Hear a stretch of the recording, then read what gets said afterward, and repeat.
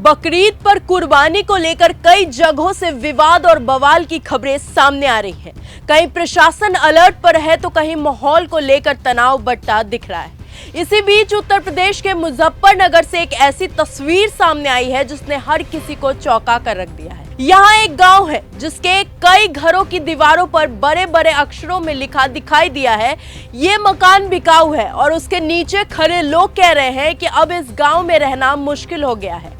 आरोप है राजनीतिक दबाव का, पुलिस के एक तरफा कार्रवाई का और डर के उस माहौल का जिसकी वजह से कई मुस्लिम परिवार गांव छोड़ने की बात कह रहे हैं। आखिर मामला क्या है और क्यों बकरीद पर गांव में तनाव बढ़ गया है, आइए जानते हैं।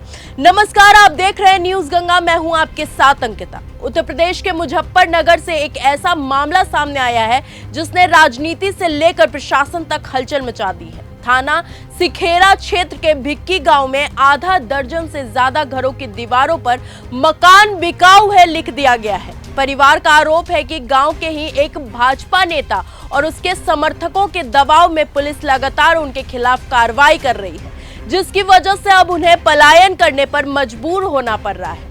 दरअसल इस पूरे विवाद की शुरुआत 1 मई को हुई थी। बताया जा रहा है कि गांव की एक गली में मोटरसाइकिल निकालने को लेकर दो पक्षों के बीच कहासुनी हो गई। एक तरफ था मुजाहिद अली का पक्ष और दूसरी तरफ था गुलाब पक्ष। शुरू में मामला मामूली बहस का था, लेकिन देखते ही देखते विवाद इतना बढ़ गया कि दोनों पक्षों के बीच जमकर मारपीट हुई। इस झड़प में कई लोग घायल हो गए। गांव में तनाव फैल गया और मामला पुलिस तक जा पहुंचा।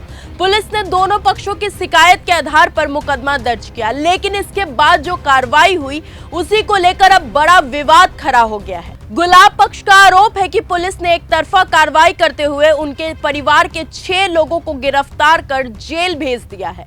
बाकी आरोपियों की तलाश में लगातार दबिश की जा रही है। परिवार का कहना है कि दूसरे पक्ष का एक सदस्य भाजपा अल्पसंख्यक मोर्चा में पूर्व मंडल अध्यक्ष रह चुका है और उसी के प्रभाव में पुलिस उसके खिलाफ सख्ती कर रही है।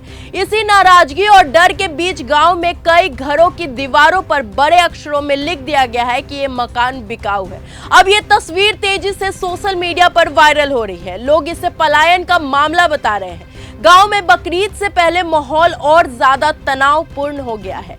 पीड़ित परिवारों की महिलाओं ने मीडिया के सामने आकर अपनी परेशानी भी बताई है। नफीसा नाम की महिला ने कहा है कि उनके परिवार के पुरुष जेल में हैं और बाकी लोग डर की वजह से गांव छोड़कर चले गए हैं। घर में सिर्फ महिलाएं और छोटे बच्चे बचे हैं। नफीसा ने भावुक होकर यह भी कहा कि इस बार उसका परिवार शायद बकरीद भी नहीं मना पाएगा। उन्होंने कहा कि वो बच्चों के सहारे जिंदगी चला रही है, लेकिन अब गांव में सुरक्षा महसूस नहीं हो पा रहा है। वहीं परिवार के बुजुर्ग दिलशाद ने आरोप लगाया है कि उन्हें लगातार धमकियां मिल रही हैं। उनका कहना है कि वो धोबी समाज से आते हैं और आर्थिक रूप से कमजोर है, जबकि दूसरा पक्ष राजनीतिक रूप से मजबूत और रसूखदार है। उन्होंने आरोप लगाया कि पुलिस ने उसकी शिकायतों को गंभीरता से नहीं लिया और उल्टा उनके ही परिवारों के लोगों को जेल भेज दिया। हालांकि पुलिस ने इस आरोपों को पूरी तरह खारिज किया है। सीईओ नई मंडी राजू कुमार साव का कहना है कि ये मामला दो पक्षों के बीच मारपीट का है, जिसमें दोनों तरफ के लोग घायल हुए थे। पुलिस के मुताबिक गंभीर चोटें और हैंड इंजरी के आधार पर आईपीसी की गंभीर धाराओं, जिसमें 307 यानी कि हत्या के प्रयास की धारा भी शामिल है, के तहत मुकदमा दर्ज किया गया है। पुलिस का कहना है कि कार्रवाई पूरी तरह सबूतों और मेडिकल रिपोर्ट के आधार पर ही की गई है। सीओ के मुताबिक कुछ लोग गिरफ्तारी से बचने के लिए पलायन जैसी बातें कह रहे हैं। पुलिस ने यह भी कहा कि दोनों पक्षों को थाने बुलाकर काउंसलिंग कराई जा रही है और गांव में शांति बनाए रखने की कोशिश भी की जा रही है। लेकिन बड़ा सवाल अब यही उठ रहा है कि अगर मामला सिर्फ दो पक्षों की लड़ाई का है तो फिर गांव छोड़ने की नौबत क्यों आई? आखिर लोगों को अपने ही घरों की दीवारों पर मकान बिकाऊ है क्यों लिखना पड़ा? बकरीद से ठीक पहले सामने आए इस विवाद ने अब राजनीतिक रंग भी लेना शुरू कर दिया है।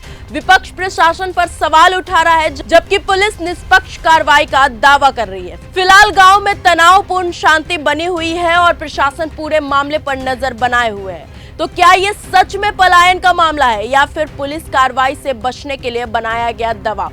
क्या प्रशासन निष्पक्ष है या फिर राजनीति प्रभाव के आरोपों में दम है? आप इस खबर को कैसे देखते हैं? अपनी राय कमेंट बॉक्स में हमें जरूर बताएं। अगर आपको ये हमारा वीडियो पसंद आया हो तो इसे लाइक और शेयर करना बिल्कुल न भूलें। साथ ही हमारे चैनल न्यूज गंगा को सब्सक्राइब और फॉलो जरूर करें ताकि देश और दुनिया की हर बड़ी खबर आप तक सबसे पहले पहुंचे।